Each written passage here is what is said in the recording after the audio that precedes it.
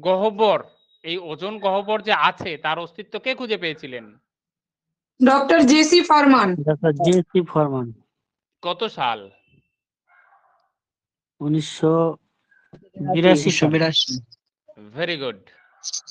আচ্ছা, 1982।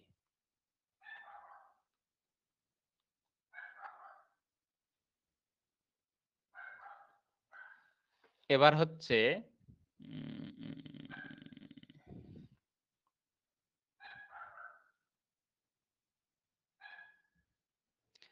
একটা সময় কোনো এক বিজ্ঞানী